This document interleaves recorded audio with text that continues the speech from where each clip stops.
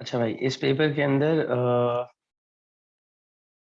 जरा question number 2, 3, 4 एक साथ पढ़ें, उसके बाद ताकि मैं एक एक स्टार्ट करूं. Now starting with the idea, explain with the help of examples how imperfect information among consumers might affect their consumption of merit goods and demerit goods. I think it's a very straightforward question कि हमें बताना है कि consumer के पास अगर imperfect information है तो वो मेरिट और डीमेरिट गुड को कम कैसे इस्तेमाल करेगा. जो इस तरह के क्वेश्चंस के आंसर हैं उसके अंदर हमें सबसे पहले जो 2A हमारे पास है, काफी स्ट्रेट फॉरवर्ड क्वेश्चन है. इसमें हमें सबसे पहले इस बात को इंट्रोड्यूस करना पड़ेगा कि डीमेरिट गुड्स और मेरिट गुड्स क्या होती हैं, और एक साथ ही कर दो कि मेरिट गुड के लिए एक एनालिसिस कर दो, फिर डीमेरिट गुड के लिए कर दो. डायग्राम बनाना जरूरी नहीं है, लेकिन मैंने आपको बनवाई है तो ज़ाहिर है आप इसका अच्छा एनालिसिस कर सकते हैं. सो हम यहाँ पे क्या कह सकते हैं, डीमेरिट गुड्स को हमने डिफाइन कर दिया. और देखो इसमें आगे क्या लिखा, एंड में क्या लिखा हुआ है कि इससे इम्परफेक्ट इंफॉर्मेशन से इसकी कंजम्पशन पे क्या फर्क पड़ेगा. लेकिन देखो ये पूरा कंज्यूमर के हिसाब से, तो इसमें एक एडिशनल बात है कि डीमेरिट गुड की ट्रीटमेंट किस तरह से होगी. एक काम करते हैं कंज्यूमर के हिसाब से ना, मेरिट गुड से स्टार्ट करते हैं. सो मेरिट गुड आपके पास कैसे काम करेगा. We can define merit goods, we can explain it, and it always give examples of merit goods. And you can talk about the fact that merit goods provide external benefit, and because of external benefit, social cost is less than social benefit. एक और statement मैंने लिखवाया था पहले कि they provide more benefits than what consumers identify. Consumers को जितना लग रहा होता है कि उनको बेनिफिट मिल रहे हैं, अगर असल में उससे उनको उससे ज्यादा बेनिफिट मिल रहे होते हैं, बिकॉज उनको एक्सटर्नल बेनिफिट मिल रहे होते हैं जिनको वो कंसिडर नहीं कर रहे होते. ना इस तरह के जो बेनिफिट आपके पास है, social benefit is social cost is less than social benefit. हम चाहें तो इसकी डायग्राम बना सकते हैं, लेकिन देखो मेरिट गुड के लिए अगर आप ये काम करें, price quantity demand with marginal private benefits, ये सप्लाई कर रहे हैं. अगर हम इस केस में बनाएंगे तो मार्जिनल सोशल बेनिफिट इससे ज्यादा होंगे. And we can talk about the fact that they are over produce, over consumed and under charge. सही. So we know that this is QP, QS, PP, PS, and we can talk about case का over produce, over consumed and under charge. Consumption की बात हुई है तो can simply talk about the fact that the private consumption is below socially desired level. Similarly जब हम demerit goods की बात करेंगे, अच्छा अब यहाँ एक फर्क है, हम लोग डीमेरिट गुड्स के दो एनालिसिस करते हैं. डीमेरिट गुड का एक एनालिसिस होता है जहां पर हम एक्सटर्नल कॉस्ट सिंपली ऐड करते हैं, price quantity supply marginal private cost demand, and हम यहाँ पे कहते हैं सप्लाई मार्जिनल सोशल कॉस्ट. और इसमें हम कहते हैं कि एक्सटर्नलिटीज इग्नोर करने की वजह से QP और QS की. लेकिन एक और लॉजिक भी यहाँ पर एग्जिस्ट करती है कंज्यूमर के पर्सपेक्टिव से. वो ये है कि डीमेरिट गुड्स को हमने डिफाइन कर दिया, एक्सप्लेन कर दिया. I think that is pretty straight forward bye now कि हमने डिफाइन किया, एक्सप्लेन किया और साथ में एग्जांपल दे दी. देखिए यहाँ पर हम लोग जो बात करें ना, we are talking about social benefit is less than social cost, and we talking about higher social cost creating a socially hazardous commodity. इस तरह की जो सोशली हैजर्डस कमोडिटीज होती हैं उसका इम्पैक्ट कंजम्पशन पे क्या आएगा. अगर ये जनरल बात होती कि डिमेरिट गुड का इशू क्या है तो हम वही वाला एनालिसिस करते हैं, ये कॉस्ट ज्यादा है. लेकिन यहाँ पर हमें कहना है that they create more harm or they create more harm or create higher cost than what is measured by consumers. Consumers जो कॉस्ट मेजर करते हैं, हम यहाँ पे कह सकते हैं consumer consider private cost, consumer considers price as cost. Consumer को लग रहा है कि उसने जो प्राइस पे की है वो कॉस्ट है. असल में यहाँ पर एक और कॉस्ट इन्वॉल्व है और वो है कि इस कमोडिटी से कंज्यूमर को क्या नुकसान हुआ है. सही है. तो यहाँ पे हम कह सकते हैं कि जो इसका एक्सटर्नल इम्पैक्ट है, फॉर एग्जाम्पल अब यहाँ पर हम एग्जाम्पल कह सकते हैं, for example the health issues from consuming cigarettes. हम इसकी एग्जाम्पल ले सकते हैं. इसकी कंसिडर जब ये कंसिडर किया जाएगा, जब ये अकाउंट फॉर किया जाएगा, तो इस इन दैट केस हम ये देख रहे होंगे कि देखो डायग्रामेटिकली पहले मैं बता दूं, इसमें हम ये देख रहे हैं कि ये है डिमांड मार्जिनल प्राइवेट बेनिफिट और ये है डिमांड मार्जिनल सोशल बेनिफिट की. जो ये बता रहे हैं कि सोशल बेनिफिट प्राइवेट बेनिफिट से कम है क्योंकि इसमें एक्सटर्नल कॉस्ट, एक्सटर्नल जो आपका बेनिफिट है वो कम हो रहा है. सो हम कह रहे हैं कि जो हैजर्ड है वो reduces private benefit for consumers. और बैकग्राउंड में जो बात चल रही है वो वही बात है इम्परफेक्ट इंफॉर्मेशन की, इम्परफेक्ट इंफॉर्मेशन की।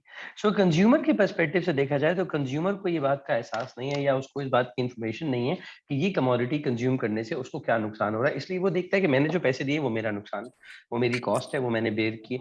लेकिन जवाब में उस बात को कंसिडर नहीं कर रहा है कि इस पैसे के अलावा एक और नुकसान भी उसको हो रहा है कि उसको जो हेल्थ कंसर्न्स हैं वो भी तो काउंट करने पड़ेंगे, जो इसको वो काउंट नहीं कर रहा है। इसलिए दोनों केस में हम इम्परफेक्ट इंफॉर्मेशन के हिसाब से बताएंगे कि demerit goods are over produced, है ना, यहाँ पर over consumed and under charged, over consumed. अरे यहाँ पे ओवर प्रोड्यूस की बात नहीं भी करो तो मसला नहीं है, क्योंकि ज़्यादा प्रोड्यूस कंज्यूमर का पर्सपेक्टिव है। And of course under charge, क्योंकि ये इस बात को कंसिडर नहीं कर रहा है कि इस कमोडिटी का इसको कितना नुकसान हो रहा है। अगर आप लोग की कोई क्वेरीज है तो वो भी साथ साथ भेजते रहो। अगला क्वेश्चन देखो, discuss why in most mixed economies resources are mainly allocated using market forces and the price mechanism। अब यहाँ आपको डिस्कस करना है कि ये जो मिक्स इकोनॉमीज हैं इसके अंदर मार्केट फोर्सेस पे क्यों रिलाई किया जा रहा है। That again is a straight forward question, क्योंकि हम लोग पहले क्या करेंगे, इसके अंदर मार्केट मिक्स इकोनॉमी को एक्सप्लेन करेंगे। 2B के अंदर हम पहले मिक्स्ड इकोनॉमी को डिफाइन करेंगे। Keep this such descriptions very brief, because question का जो मेन आर्गुमेंट है उसके ऊपर ज्यादा फोकस करना है। What is that main argument कि मिक्स इकोनॉमी के अंदर प्राइवेट सेक्टर पे ज्यादा क्यों फोकस किया जाता है। सो हमारा जवाब होगा मिक्स इकोनॉमी को हमने डिफाइन किया और इसमें कह दिया कि ये प्राइवेट और पब्लिक सेक्टर से। So we can talk about private sector allocation, और प्राइवेट सेक्टर एलोकेशन होती है थ्रू प्राइस मैकेनिज्म। इस बात को थोड़ा एक्सप्लेन करना पड़ेगा कि प्राइस मैकेनिज्म क्या होता है। अगेन बहुत ये नहीं कि आपने पूरा रैशनिंग एलोकेटेड बताना शुरू कर दिया। सो प्राइस मैकेनिज्म एक्सप्लेन करने के लिए हम एक मार्केट एलोकेशन की लॉजिक डेवलप करेंगे कि जो चीज कंज्यूमर को चाहिए वही चीज पे प्रोड्यूसर रिसोर्स लगाएगा। It's might be a good idea to talk it in this case के प्राइस मैकेनिज्म बताता है कि कि जिस चीज की प्राइस बढ़ रही होगी उसकी डिमांड ज्यादा होगी और प्रोड्यूसर उसी चीज पे रिसोर्स लगाएगा। सो rise in price shows excess demand, सही है। This is signalling function. बहुत ज्यादा डिटेल में नहीं जाना, लेकिन इस तरह से बताना है which encourages higher allocation on the good। उस गुड के ऊपर प्रोड्यूसर ज्यादा रिसोर्सेस को भी एलोकेट करेगा। तो प्राइस मैकेनिज्म सिंपली ये बता रहा है कि एक मार्केट जब प्राइवेट सेक्टर एलोकेट करेगा तो प्रोड्यूसर उस चीज पर रिसोर्स लगाएंगे जो कंज्यूमर ज्यादा कंज्यूम करना चाहता है, और कंज्यूमर उस चीज को ज्यादा प्रेफर करेगा जिस चीज को ज्यादा क्वांटिटी में प्रोड्यूस किया जा सकता है, नहीं जिसकी प्राइस कम हो रही हो। एक्सेस सप्लाई जहां पे नजर आएगा तो उस पर हम ज्यादा फोकस करेंगे। So we can talk about the fact कि प्राइवेट सेक्टर कैसे रिसोर्स एलोकेट करता है, but the question is not about कि प्राइवेट सेक्टर कैसे रिसोर्स एलोकेट करता है। द क्वेश्चन हियर इज कि ऐसा क्यों है कि ज्यादातर मिक्स इकोनॉमी के अंदर ऐसा हो रहा है। So we can talk about the benefits of this happening. So we can talk about जो बेनिफिट्स हैं इसके, बेनिफिट्स ऑफ प्राइवेट एलोकेशन हम बताएंगे, क्योंकि वही इनकरेज करे। और उसमें हम किस चीज की बात कर सकते हैं, we can talk about efficiency. एक अच्छा बड़ा आर्गुमेंट डेवलप करना है एफिशिएंसी का कि भाई इसमें हम रिसोर्सेज ज्यादा बेहतर यूटिलाइज करेंगे, वेस्टेज मिनिमाइज करेंगे, एवरेज कॉस्ट लोएस्ट होगी, रिसोर्सेज वेस्ट नहीं होंगी, तो ये एफिशिएंसी का एक अच्छा आर्गुमेंट डेवलप होगा। We can talk about variety and competition के अपने पास जो है ना वो कंज्यूमर अट्रैक्ट करने के लिए प्राइस कम से कम रखी जाएगी और ज्यादा से ज्यादा वैरायटी क्रिएट की जाएगी, और उसकी वजह से क्या होगा कि कंज्यूमर्स का लिविंग स्टैंडर्ड बेहतर होगा। एंड ऑफ कोर्स जो इसके अंदर एडवांटेज एक ये है, क्वालिटी की बात जा रहे हैं हम, जब वैरायटी की बात करें तो वैरायटी के साथ हम क्वालिटी की बात भी करेंगे। ज्यादा कंपटीशन की वजह से people are encourage to producers are encourage to produce different types of goods to attract consumers, और उसके ऊपर क्वालिटी भी इंप्रूव करेंगे और साथ में जो है वो प्राइस भी कम से कम रखेंगे। एंड ऑफ कोर्स प्रोग्रेस होगी, और प्रोग्रेस को हम कहेंगे ज्यादा बेहतर प्रोडक्शन मेथड, यानी टेक्निकल प्रोग्रेस होगी और टेक्नोलॉजिकल प्रोग्रेस भी होगी। ट्रेड बेनिफिट आ सकता है, हाँ ट्रेड बेनिफिट भी आ सकता है कि अब इसको ट्रेड बेनिफिट कैसे लिखोगे, प्लान इकोनॉमी में ट्रेड तो हो ही सकती है, बट यहाँ लिखोगे more free trade, free trade ज्यादा हो रही होगी। या आप इस तरह से कह सकते हैं कि देखो है तो ये मिक्स इकोनॉमी, तो हमारा पॉइंट ये होगा कि प्राइवेट सेक्टर ऐसी क्वालिटी की गुड्स बनाएगा जिसको ट्रेड किया जा सकता है, और वो कमोडिटीज जो वो नहीं बना सकता, रॉ मटेरियल है फॉर एग्जाम्पल, उनको इम्पोर्ट करने के लिए रेडी हो जाएगा। इस वजह से ट्रेड कंपेरेटिव एडवांटेज से बेस्ड होगी, ये बात भी हो सकती है। एक और बहुत इंपॉर्टेंट बात है इसमें कि इसमें there is less time lag in resource allocation. सही है, रिसोर्स एलोकेशन बहुत क्विकली होगी और उसकी वजह हम क्या बताएंगे कि एक डिसेंट्रलाइज्ड सिस्टम सही है। लेकिन हम दूसरा जो काउंटर आर्गुमेंट देंगे वो हम कहेंगे not all allocation by private. सही है, हम मानते हैं कि मिक्स इकोनॉमीज के अंदर जो है ना वो बहुत ज्यादा resources usually private sector allocate करता है, बट नॉट ऑल।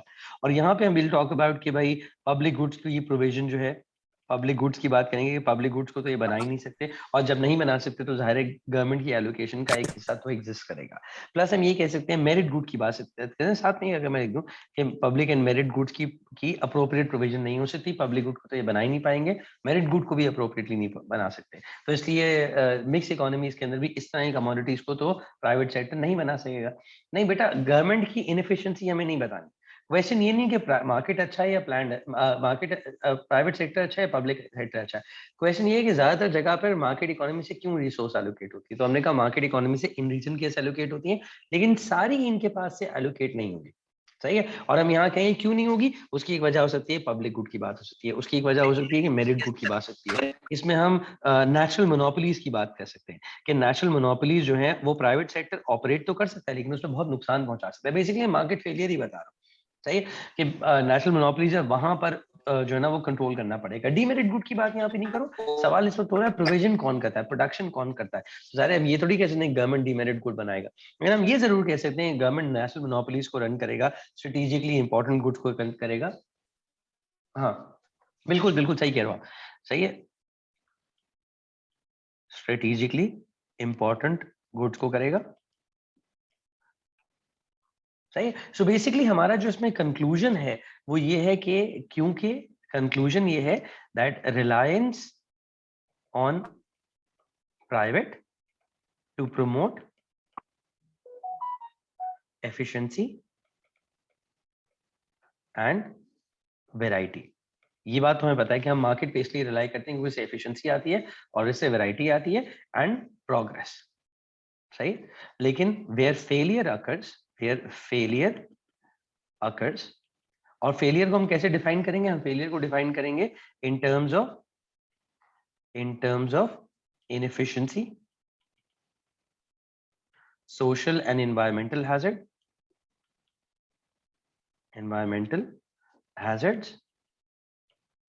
and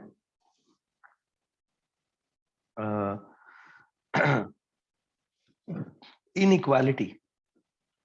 जहां पे ये प्रॉब्लम आएंगे देयर इज गवर्नमेंट एलोकेशन।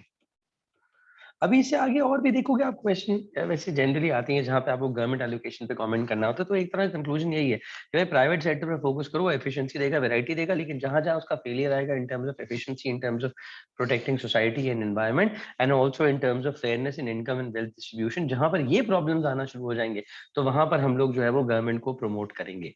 सही है। I hope this question is clear. Question number 2। Question number 3, cross elastic demand for bread with respect to price of rice is 1.4. सही है, and this is plus 1.4. सही है, while the cross elasticity of bread with respect to butter is at minus 0.7. Question क्या है, explain why cross elastic demand figures for butter differ। सही है, bread के differ क्यों कर रहे हैं। अब तो बहुत आसान सवाल है कि ब्रेड विद राइस 1.4 है, सो अगर मैं ब्रेड एंड राइस को कंसिडर करूं तो ब्रेड एंड राइस, क्योंकि एक तो पॉजिटिव साइन है तो सब्स्टिट्यूट है, सही है, प्लस 1.4 है तो इलास्टिक है। और इस बात को एक्सप्लेन किया जा सकता है कि एक दूसरे के सब मैं बताता हूँ इसकी बात को। हम लोग सब जो है वो कह रहे हैं कि एक तो सब्स्टिट्यूट है और इलास्टिक है, उसको डिफाइन कर सकते हैं कि भाई स्टेपल फूड की तरह इस्तेमाल होते हैं, कंजम्पशन होती है, ब्रेड की जगह राइस खाया जा सकता है, राइस से ब्रेड खाया जा सकता है, तो इसलिए एक क्विकली स्विच किया जा सकता है। जहां तक रही बात ब्रेड और बटर की, ब्रेड एंड बटर की बात हो रही है, तो वहां पर हम कहेंगे एक तो ये कॉम्प्लीमेंट है, दूसरी बात हमें इनइलास्टिक नजर आ रहा है, क्योंकि देखो ये एक तो माइनस साइन है और साथ में 0.7 है, जो ये बात बता रहा है कि एक माइनस साइन बता रहा है कॉम्प्लीमेंट है और इनइलास्टिक बता रहा है कि दोनों की रिस्पॉन्सिवनेस बहुत ज्यादा है। And we can talk about the fact that क्योंकि ये दोनों साथ में बहुत ज्यादा अपनी सेटिस्फैक्शन को इंक्रीज करते हैं, तो जाहिर सी बात है इसको ज्यादा यूज किया जाएगा। देखो मैंने जब आपको एक्सीडी के फैक्टर्स बताए थे तो मैंने वहां बताया था, हम इसको कह सकते हैं दे प्रोवाइड, यहाँ से मैंने लिख दिया they provide similar satisfaction। similar satisfaction तो नहीं कहना चाहिए, they can easily replace each other, they can easily replace each other, ये एक दूसरे को बहुत इजीली रिप्लेस कर सकते हैं फॉर न्यूट्रिशंस। क्या आपने खाना है तो आपने ब्रेड की जगह राइस खा लिया, राइस की जगह ब्रेड खा लिया। While these two are good complements because they support each others satisfaction, ये एक दूसरे की सेटिस्फैक्शन को इंक्रीज कर देते हैं। इसलिए एक तो नेगेटिव साइन है, और दूसरी बात 0.7 बता रहा है कि भाई आप ब्रेड के साथ तो बटर इस्तेमाल करेंगे, अगर ब्रेड महंगी भी हो गई तब भी बटर पे ज्यादा फर्क नहीं पड़ा, बटर महंगा हो गया तब भी ब्रेड पे ज्यादा फर्क नहीं आ रहा। हाँ, kind of the same thing is one. Ali सही कह रहे हो कि ब्रेड जो है वो उसके साथ ज्यादा बेहतर सेटिस्फैक्शन देती है, इसलिए ब्रेड अगर महंगी हो गई तो बटर के ऊपर ज्यादा फर्क नहीं पड़ेगा। और अगर फॉर क्योंकि ब्रेड ही बेसिकली हमारा आर्ग्यूमेंट इसमें क्या है, इसके अंदर आर्ग्यूमेंट ये है कि अगर प्राइस ऑफ ब्रेड इंक्रीज कर जाए then quantity demanded of bread fall तो करेगी, लेकिन ये इनइलास्टिक रिस्पॉन्स आएगा। अब क्योंकि लोग ब्रेड की कंजम्पशन पे भी ज्यादा फर्क नहीं पड़ रहा, जब ब्रेड की कंजम्पशन पे ज्यादा फर्क नहीं पड़ रहा तो ज्यादा ब्रेड की बटर की कंजम्पशन में क्यों बहुत ज्यादा फर्क पड़ेगा। सही? नहीं उमर, ये बात ये नहीं हो रही, बात ये मैं कमोडिटी के नेचर की बात कर रहा हूँ कि देखो अगर ब्रेड आपने महंगी कर दी तो लोग फिर भी ब्रेड को कंज्यूम करते रहेंगे, कोई बहुत बड़ा इंपैक्ट नहीं आ रहा, ब्रेड को फिर भी कंज्यूम करते जा रहे हैं, और जब ब्रेड ही कंज्यूम करेंगे तो बटर के ऊपर भी ज्यादा फर्क नहीं पड़ेगा। सही है, ये लॉजिक आ रही। अच्छा फजल, आपने जो बोला कि हम लोग क्या ये जो प्रोज एंड कॉन्स है वो रिपीट करें, मैं रिपीट नहीं कर रहा, हम उसको समराइज करें, हम पूरी बात आर्गुमेंट को समराइज करें कि प्राइवेट सेक्टर एफिशिएंसी और वैरायटी जनरेट कर सकता है, लेकिन एट द सेम टाइम ये प्रॉब्लम जनरेट कर रहा है, इसलिए हमें ये करना चाहिए। जो कंक्लूजन देना चाहिए ना, कंक्लूजन के अंदर कोई ना कोई रीजन होना चाहिए कि जो आप आर्ग्यूमेंट दे रहे हो क्यों दे रहे हैं, इसलिए हम कंक्लूजन के अंदर कुछ जो ऊपर हमने बात की है उसको समराइज करके लिख रहे हैं। सही है कि ये जो मैंने कंक्लूजन निकाला है ये इस रीजन की वजह से निकाला। ठीक है, समझ में आ गई बात ये? I think 3A भी काफी straightforward है। 3B देखो, explain the implication of price elastic demand and income elastic demand for business decision. Discuss which measure is likely to be more useful for business. We've already done this. हम्म। हाँ, अगर bread महंगी होगी तो rice की demand बढ़ जाएगी, वो substitute है। बट अगेन हम ये कह रहे हैं कि राइस के ऊपर इम्पैक्ट आ रहा है, लेकिन बटर की अगर ब्रेड की प्राइस बढ़ती है तो बटर के ऊपर ज्यादा इम्पैक्ट नहीं आएगा। अब इसको और तरीके से ऐसे भी देखा जा सकता है कि बटर और ब्रेड क्योंकि साथ में इस्तेमाल किए जाते हैं और इसके अलावा भी इस्तेमाल किए जा सकते हैं। मतलब देखो, चलो मैं इस बात को एक और तरीके से समझाता हूँ। लॉजिक ये है कि अगर ब्रेड और बटर कंपेयर करो और ब्रेड और राइस कंपेयर करो, इन दोनों एनालिसिस को बिल्कुल सेपरेट रखो। हमारा आर्ग्यूमेंट ये है कि ब्रेड की कंजम्पशन, ब्रेड की प्राइस अगर चेंज करती है तो बटर पे क्या फर्क पड़ता है। तो हमें नजर आ रहा है ब्रेड की प्राइस अगर 1% चेंज करेगी तो बटर की क्वांटिटी 0.7% कम होगी। सही, इसका यही मतलब है कि 1% इसकी प्राइस बढ़ाओगे तो 1% क्वांटिटी बटर की नहीं गिरेगी बल्कि 0.7 गिरेगी। उसकी वजह ये है क्योंकि ब्रेड खुद एक इनइलास्टिक कमोडिटी है। ऑल्दो अगर मैं देखता हूँ कि ब्रेड की प्राइस बढ़ने से राइस के ऊपर क्या इंपैक्ट आ रहा है तो मुझे इलास्टिक रिस्पॉन्स नजर आता है। That means people are encouraged to consume rice, however the fall in demand for bread is not substantial. बात ये हुई।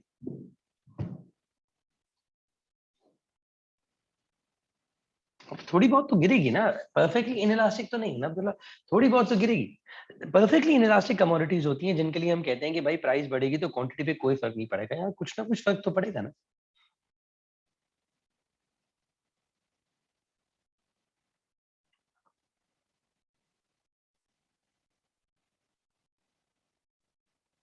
हम्म। अच्छा, अब ये क्या, explain the implications of price elasticity of demand and income elastic demand for business decision and discuss which measure is likely to be more useful for producer। तो हम जब हम implication of PED बताएंगे, 3B को अगर देखते हैं, जो हमारे पास 3B है इसके अंदर हम क्या करेंगे, पहले यूजेस ऑफ पीडी एक्सप्लेन कर देंगे। सही, एंड फिर यूजेस ऑफ वाईडी एक्सप्लेन कर देंगे। सही है, दोनों की सवाल ये कि बिजनेस डिसीजन के अंदर पीडी और वाईडी की क्या अहमियत है, सवाल ये। तो हम पहले यूजेस ऑफ पीडी बता देंगे और यूजेस ऑफ वाईडी बता देंगे। सही, साथ में अब डिस्कस क्वेश्चन है तो हम जो है ना वो हमें ओवरऑल आर्ग्यू करना है कि इसमें से ज्यादा रेलिवेंट कौन सा है। सही, सो हम इवेंचुअली इस बात को कहेंगे यूजेस ऑफ पीडी और यूजेस ऑफ आईडी तो हमें ऑलरेडी पता है। पीडी को हम प्राइस सेट करने के अंदर, प्राइस सेटिंग के अंदर इसको यूज करते हैं। टैक्स ट्रांसफर के अंदर इसको यूज करते हैं कि टैक्स ट्रांसफर किस तरह से किया जाएगा। And of course response to cost, response to change in cost, ये है पीडी के यूजेस।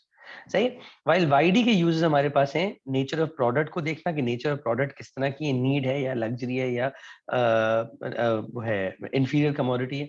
सही है। So nature of commodity, nature of good के ऊपर ये बताता है। इसके अलावा ये हमें बताता है हमारी टारगेट मार्केट, कि हमने किस टारगेट मार्केट के ऊपर काम करना है, और ये हमें बताता है response to change in income, change in income.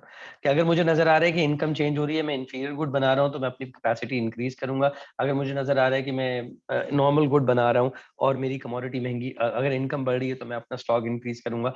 या अगर मुझे नजर आ रहा है मैं नॉर्मल गुड बना रहा हूं और इनकम्स कम हो रही है, तो मैं अपनी प्रोडक्ट के छोटे वर्जन, छोटे यूनिट बनाना शुरू कर दूंगा, या एडवर्टाइजिंग करना शुरू कर दूंगा, लोगों को इनकरेज करूंगा कि लो इनकम पे पीसी को इस्तेमाल करें। सो वो जो सारे एस्पेक्ट्स हमने पढ़े थे, हम वो यूजर्स बता दें। सही है। अब मैं इवैल्यूएट करना है कि इन दोनों में से ज्यादा अहम कौन सा है। So we can talk about, first of all एक एनालिसिस ये करना है कि both of them are important. पहले हम ये बात करेंगे that both of them are important. So हम कहेंगे डिफरेंट इन्फ्लुएंसेस ऑन डिमांड। इस बात पे से बात शुरू करेंगे कि डिमांड के ऊपर तो डिफरेंट इन्फ्लुएंसेस होते हैं, डिफरेंट इन्फ्लुएंसेस ऑन डिमांड। कि जैसे अगर प्राइस चेंज करेगी तो एक अलग इम्पैक्ट देगा, इनकम चेंज करेगी तो एक अलग इम्पैक्ट देगा। So there different influences on demand, and effect can be, and their effect is determined through different types of PD, different types of elasticity, different types of elasticity.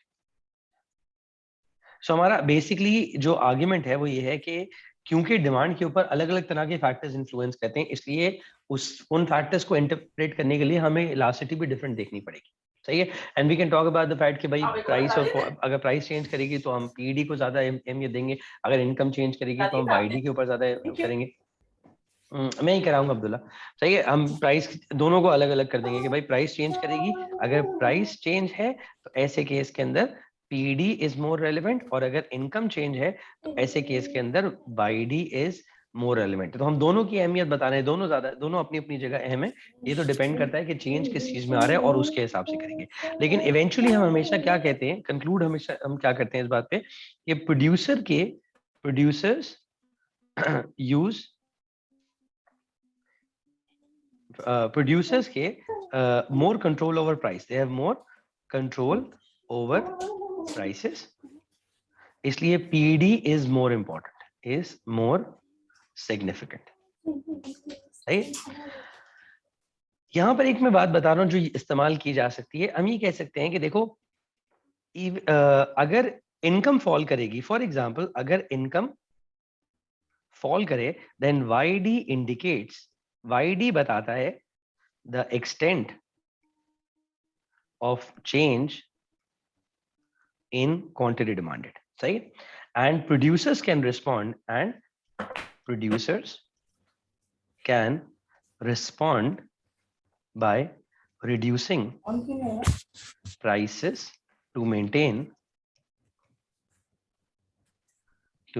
purchasing power।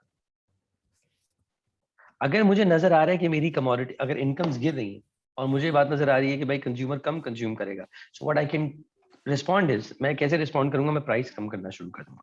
सो जो control अभी भी आ रहा है वो PD पे आएगा, और इसकी इफेक्टिवनेस डिपेंड्स अपॉन पीडी। सो हमारा बेसिकली इस बात से क्या आउटकम आ रहा है कि वाईडी से जो हमें नजर आया ना कि होगा क्या, तो वाईडी ने हमें बता तो दिया होगा क्या, लेकिन जब हम कंट्रोल अप्लाई करने जा रहे हैं तो फिर भी पीडी रेलिवेंट। सही है। इसलिए जो हमारा कंक्लूजन इससे निकला वो ये निकला दैट कंट्रोल के हिसाब से वाईडी इज सिग्निफिकेंट। वाईडी जो है वो हमें बताता है इफेक्ट बता रहा है कि कितना आएगा, चेंज कितना आएगा। जबकि कंट्रोल जो प्रोड्यूसर का होगा, कंट्रोल होगा वो थ्रू प्राइस होगा, जिसकी वजह से पीडी इज मोर इंपॉर्टेंट। वाईडी ने हमें बता तो दिया एक्सचेंज कितना आएगा, लेकिन जो कंट्रोल हमारा आएगा वो तो पीडी के थ्रू ही आएगा ना। अच्छा जी, नहीं फैक्टर्स इफेक्टिंग पीडी वाईडी नहीं बताएंगे। हम जब कह रहे हैं ना प्राइस ज्यादा कंट्रोल में है प्रोड्यूसर के, तो हम वहां पर अगर आप चाहो तो ये बात कह सकते हो कि, मगर फिर भी कोई नेचर ऑफ कमोडिटी तो दोनों जगह सेम है, और सब्स्टिट्यूट तो उसके फिर भी कंट्रोल में नहीं है। हम सिंपली ये कह रहे हैं कि प्राइस अगर पीडी है तो सारे वो प्राइस को ज्यादा कंट्रोल कर सकता है। Income of consumer falls and good is inferior, फिर क्या मेजर लेंगे? अगर इनकम गिर रही है और गुड इंफीरियर है तो फिर इन दैट केस तो मेरे सेल्स बढ़ेंगे, तो फिर मैं तो अपने प्रोडक्शन कैपेसिटी इंक्रीज करूंगा। जी जी, प्राइस और इनकम को डिस्कस करेंगे और इनके यूजेस को डिस्कस करेंगे। अली अली इज़मान समझ में आ गई बात? क्वेश्चन 4 हो जाएगा। Explain with the aid of a diagram the impact of subsidy to domestic producer of a good on the export revenue of that product. हमें सिर्फ जो है ना वो इस बात पे कमेंट करना है। अच्छा, इसके अंदर ना हम ये बताएंगे कि सब्सिडी प्रोवाइड करें, सब्सिडी से सप्लाई राइट पर शिप करेगी, प्राइस कम हो जाएगी, क्वांटिटी बढ़ जाएगी, और हमारा फाइनल आर्गुमेंट ये होगा कि भाई इसका एक्सपोर्ट क्वांटिटी तो बढ़ जाएगी लेकिन एक्सपोर्ट रेवेन्यू पे इफेक्ट जो आएगा वो पीडी पे डिपेंड करेगा। बेसिकली हम सब्सिडी को डिफाइन करेंगे, सब्सिडी क्या होती है, और सब्सिडी प्रोवाइड करके उसकी पूरी डायग्रामेटिक एनालिसिस करेंगे, और उससे हम सप्लाई इंक्रीज करेंगे, प्राइस फॉल करेगी, क्वांटिटी राइज करेगी, ये तो हमें बताना ही सही है। लेकिन ये तो उसका रेवेन्यू, ये तो है जो उसने सेल करके। जो एक्सपोर्ट रेवेन्यू है ये प्राइस इनटू क्वांटिटी, इस पे क्या इंपैक्ट आएगा? This depends upon price elasticity of demand of the good। सही है, यानी हम ये कह सकते हैं भाई अगर ये इलास्टिक कमोडिटी है तो फिर तो इस तरह की प्राइस गिरने से क्वांटिटी सब्सटेंशियली इंक्रीज करेगी और मार्केट रेवेन्यू बहुत ज्यादा बढ़ेगा। लेकिन अगर price elasticity of demand inelastic है तो ऐसे केस में जो प्राइस आपने गिराई है इससे आपका कोई सब्सटेंशियल फायदा नहीं होना चाहिए। बेटा फजल, मैंने एक बताया ना कि अगर पीईडी और वाईडी में से ज्यादा सिग्निफिकेंट कौन सी है। अब अगर ये क्वेश्चन कहता है रेवेन्यू के लिए तो हम कहेंगे जी हमेशा पहली बात तो ये करनी है कि भाई ये तो डिपेंड करता है कि चेंज क्या आएगा। प्राइस चेंज हो रही है तो जाहिर है पीईडी ज्यादा इंपॉर्टेंट है, और अगर इनकम चेंज कर रही है तो जाहिर है इनकम ज्यादा इंपॉर्टेंट है। ये तो हमने पहले से ही बता दिया कि यही ज्यादा इंपॉर्टेंट। लेकिन हम ओवरऑल ये कहते हैं कि in terms of control what producers by themselves can control, producer के अपने कंट्रोल में पीडी और पीएस ज्यादा होती है। सही है, ये प्रोड्यूसर के कंट्रोल में ज्यादा है। जबकि जो वो आपके पास है ये रेवेन्यू के ऊपर इम्पैक्ट किसका आ रहा है, उस इम्पैक्ट को इंटरप्रेट करना है कि भाई किसका इम्पैक्ट ज्यादा आ रहा है, कौन ज्यादा बेहतर इंफॉर्मेशन दे रहा है। तो जाहिर सी बात है वो तो हम देखेंगे चेंज किस चीज में आ रहा है। गवर्नमेंट में if the question asked what is more important PD और वाईडी, मैंने अभी एक वीडियो शेयर की है गवर्नमेंट के लिए वाईडी और पीडी दोनों के यूजेस की। सही है, अभी आपके ग्रुप में शेयर किए, उसको देख लो। उसके अंदर गवर्नमेंट के लिए वाईडी की क्या अहमियत है, गवर्नमेंट के लिए एक्सडी की क्या अहमियत है, दोनों लिखिए। और पीडी की अहमियत तो हम ऑलरेडी जानते हैं कि गवर्नमेंट टैक्स से सब्सिडीज लगाता है तो उसका क्या इम्पैक्ट होता है। जो उसके अंदर भी कंक्लूजन होगा वो यही है कि ये देखना कि इम्पैक्ट किस पे आएगा, वो वाईडी और एक्सडी ज्यादा बेहतर बताएंगे। लेकिन आपका जो कंट्रोल है वो काम करेगा या नहीं करेगा, वो कितना इफेक्टिव होगा, वो जाहिर पीडी पे डिपेंड करेगा। एंड रिजल्ट ये कि गवर्नमेंट कौन सा कंट्रोल लगा रहा है उस पर देखना है। अगर गवर्नमेंट चाह रहा है प्राइस के थ्रू कंट्रोल करे तो पीडी जाहिर ज्यादा। हाँ, अच्छा जी, अगला क्वेश्चन जिसका 4B है, discuss whether supply side policies are an effective way of controlling deficit.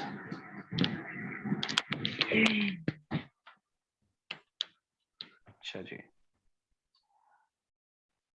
हाँ, explain with the aid of a diagram the impact of subsidies, discuss whether supply side policies are an effective way of correcting a deficit on economy's current account of balance of payment। अच्छा, बहुत straight forward question है।